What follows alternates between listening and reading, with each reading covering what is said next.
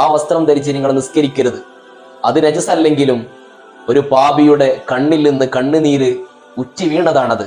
അസ്സലാമു അലൈക്കും വറഹ്മത്തുള്ളാഹി വബറകാതുഹു. ഒരു മഹാൻ തൻ്റെ ആശ്രമത്തിൽ ഇബാദത്തിലാണ്. അദ്ദേഹത്തിന്റെ ഉറക്കവും ഇബാദത്തും എല്ലാം ആ ആശ്രമത്തിലാണ്. മരം കൊണ്ട് നിർമ്മിക്കപ്പെട്ട ആശ്രമത്തിന്റെ മുകളിലത്തെ നിലയിൽ വലിയ സൂഫി വര്യനായ ഹസനുൽ ബസരി റളിയല്ലാഹു അൻഹു ഇബാദത്തിലായി കഴിയുന്നുണ്ട്. ഒരിക്കൽ ഒരു ദിവസം താഴെ ഈ മഹാൻ ഇങ്ങനെ ആരാധനയിൽ മുഴുകി ദിക്റിലും സ്വലാത്തിലുമായി സമയം ചെലവഴിക്കുകയായിരുന്നു. ആ സമയത്ത് മുകളിലത്തെ നിലയിൽ നിന്ന് ഒരു തുള്ളി വെള്ളം താഴേക്കുറ്റി വീണു. താഴെയുള്ള മഹാൻ വിളിച്ചു ചോദിക്കുന്നുണ്ട് മുകളിലുള്ള ഹസനുൽ ബസരി റളിയല്ലാഹു അൻഹുവിനോട്, എന്റെ ശരീരം ഇനി കഴുകിയിട്ടാണോ ഞാൻ നിസ്കരിക്കേണ്ടത്, ഇത് നജസാണോ എന്ന് ചോദിക്കുന്നുണ്ട്.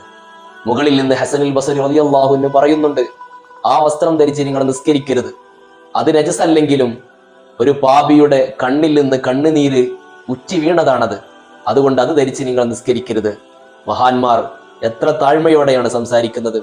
അവർ സദാസമയവും അള്ളാഹുവിലേക്ക് മനസ്സ് തിരിക്കുകയും അവരുടെ ജീവിതത്തിന്റെ ഓരോ ഭാഗങ്ങളിലും അവർ കണ്ണുനീരുകൊണ്ട് കഴുകിക്കളയുകയാണ്.